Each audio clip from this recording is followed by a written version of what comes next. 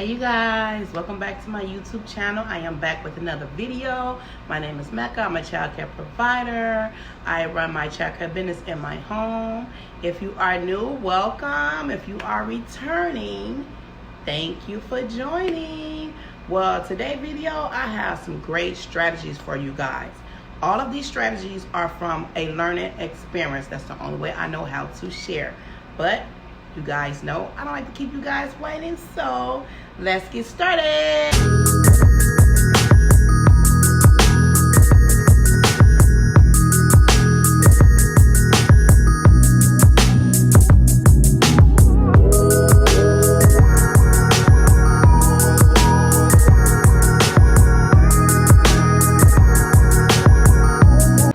Okay, now before I get to the first strategy, make sure that you like, comment, and subscribe.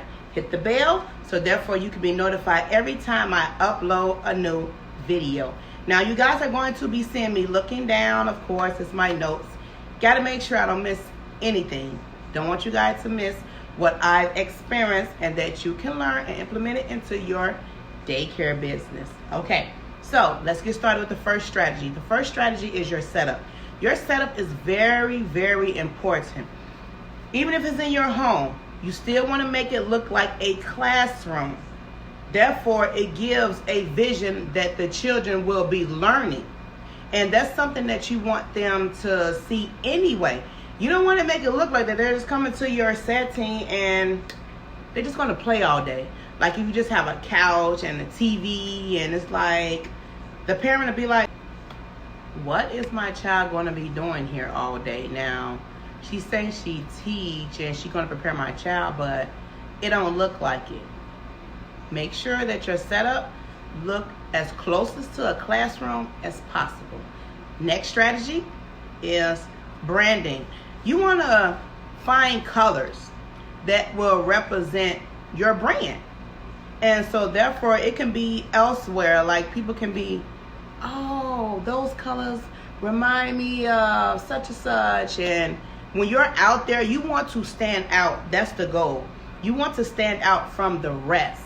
Like my colors is orange and blue. And people know when they see orange and blue, of course, I make it with the bow ties. The girls orange, the boys blue. But when you pick your colors, the best way that you can pick branding colors is have a meaning behind it. It could be somebody you love, or it can be somebody's favorite color.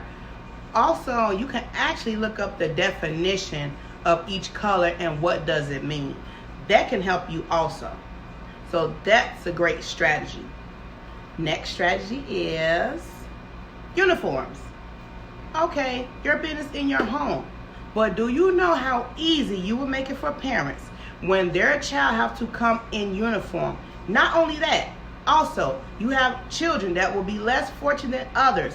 They'll come in there and they'll be like, for example, oh, I got the Jordans just came out. Why you don't have them?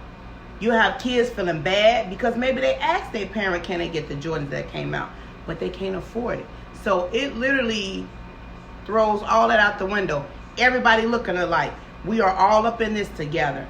And it makes them focus more on their education than what they're wearing. Next strategy is preschool program. Having your preschool program is actually a great way to stay full to capacity. Because why? Normally if you have children, they come in and soon they get 3 years old, the parent transition them to a public school. Now, if you offer your own preschool program and you're really teaching these children to prepare them for kindergarten, and that parent see that, they will keep that child with you until the child turns 5. So therefore, you don't have to worry about losing the child. You got the child, and also that you're helping them. And you're helping them to transition to their next stage in their life. And having a graduation, oh my God. You guys know I love graduations. I will do a video on that later on down the line. But yes, having your preschool program really benefits big. Now, if you're just getting started, you don't know what preschool program you should start with, you should check out this video. It will show you very affordable. This CD I bought off Amazon, and the entire curriculum, you can just print it right out. I share exactly what I do to try to help you as much as I can. So, yes, I love this CD. Very simple, very easy to work with. Also, you can do homework and much more. You should check it out. When you start enrolling children, and if you have a child that's challenging, I think the best way to do is to put each child on a 2-week trial basis just to see if they are a good match. Because you know when the child comes to you, you're new. So they have separation anxiety. So you can try your best to work with the child, talk to the child, let them know everything is going to be okay. Mommy, daddy, going to work. Come over here, try to work with them and talk to them. Some children, that you might have to terminate them. And of course, you don't want the child sitting there crying all day long, and I'm pretty sure the parent not going to want that at all. So yes, you should do a 2-week trial basis just to see if the child is a good match for your class. Number 6. Copayments. Yes, one of the number one things that providers battle with when collecting your copayment. You have a lot of providers who want their copayment between the 1st and the 5th. The number one thing you are going to hear is that we all know rent is due on the 1st.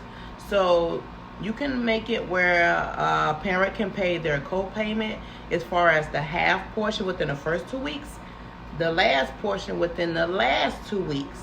I've done that. It actually helped a lot of parents that way. I had some who were able to pay it on the 1st. Everyone's situation is different, but you want to make sure that you have that in your policy and be stern with it to let them know when the copayment is due and keep track of everything.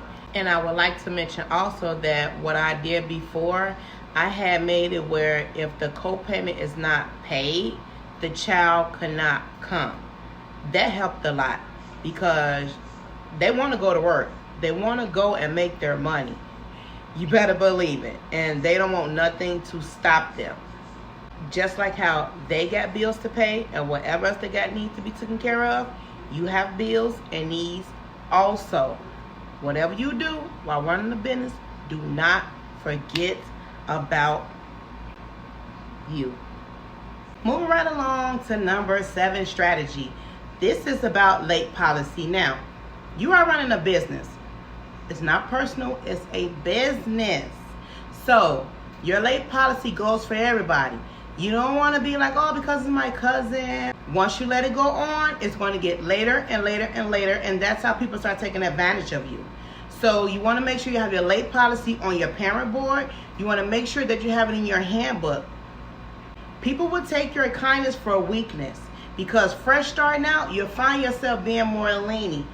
Own your business. Also, you want to make sure that you have late fees, everything on how what's included into your late policy.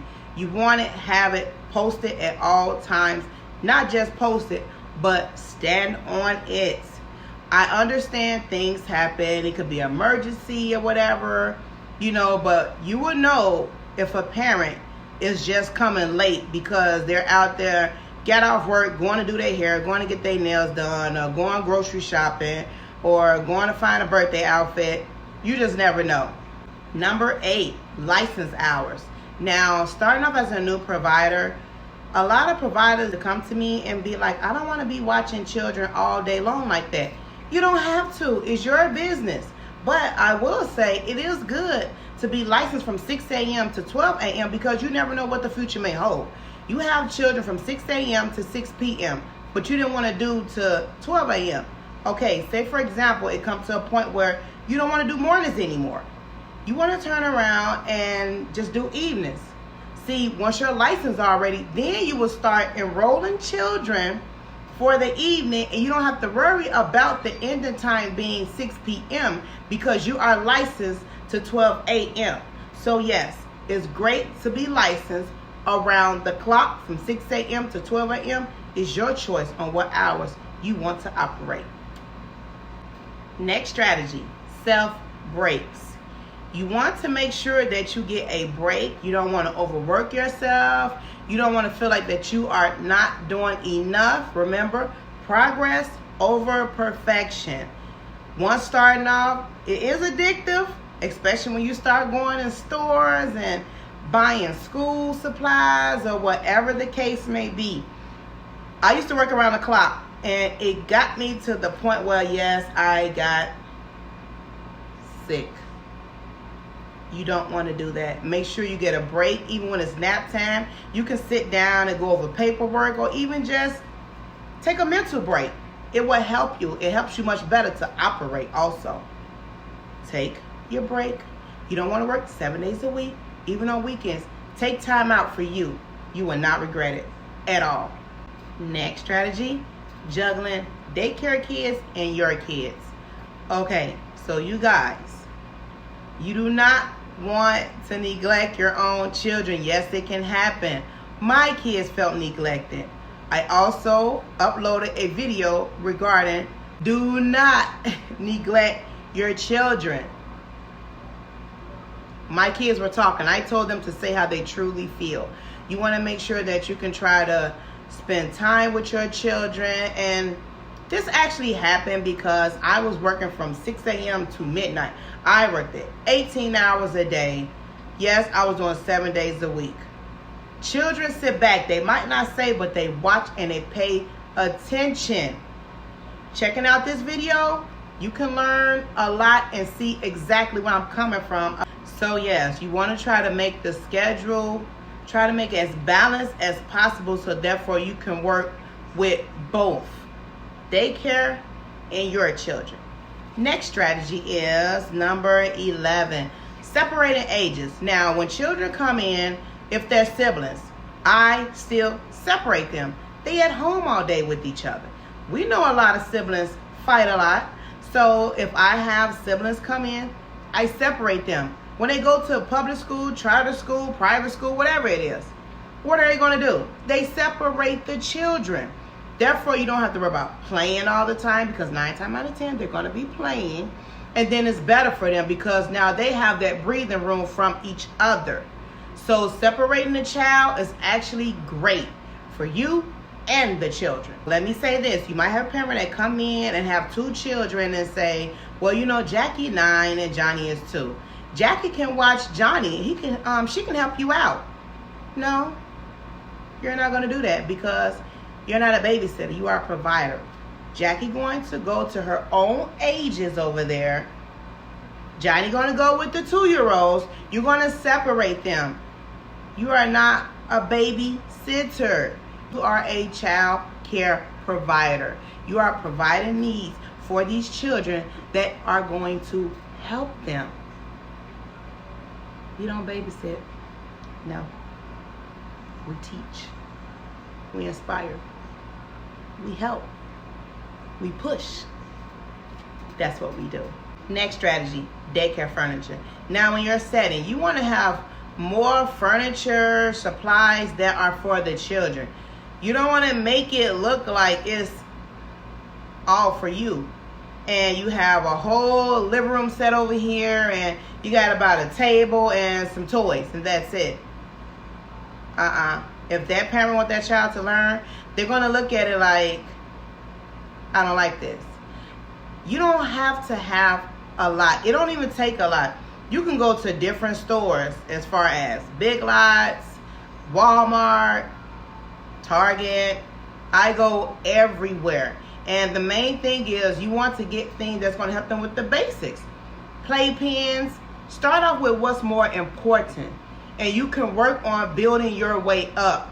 Don't look at other people's setting and say, oh, I got to get this, got to get this. Get what you need. Focus on you. Don't focus on he, she. No. Focus on you and what you need for the children that are in your care. Whatever age groups that you are working with, get those things. Wayfair, they have a lot of sales. Different places. Start off with what you get and work on building your way up. You have to start somewhere. Eventually, you will see. As you constantly treat these children right, God will bless you tremendously. You will be surprised. And you never know what great parents will come your way also when they see how you are helping their child and making it more easier for them to be at work, so therefore they don't have to worry about their child being in great care. We made it to the last strategy. This strategy is about staff. Now, what I have to say about staff is, once you're starting off, you have staff. Now, you do not want to have staff there and you only have 2, 3 children, 1 child, you still paying staff. No, make sure that you put it in your employee handbook, which is actually a video that I will be uploading pretty soon for you guys to let you guys know what's up in my employee handbook. Now, you will find yourself being in a situation constantly paying out money that you really don't have to be paying out. That money can go somewhere else. It could be needs for your business, so make sure that you do not be paying staff because you know them, or you don't want to be mean, or you don't want them to be mad at you. This is a business. Make sure you keep that in your head. You will have staff that will try to stay, but to prevent all of this, make sure that you have it on paper. Yes, you will have some providers who will just let people in without doing any paperwork. I've done it. I learned from it. And when you turn around and want to send them home, they're not going to like it. Or they get mad, or they'll tell you, well, I need this, or I need to pay this. But once you have it on paperwork, it will prevent all of that coming your way. So yes, have it on paper. Do not pay out. Thank you guys so much for joining me again. Make sure that you like, comment, subscribe, hit the bell so therefore you can be notified every time I upload a new video. May I ask, if you have any type of requests, put it below in the comments. What other type of videos would you like for me to upload for you guys? Because I want to inspire. Like I always say, if I can just inspire one person, I feel like that I accomplished. As I always say, be blessed, don't stress. See you in my next video. Bye.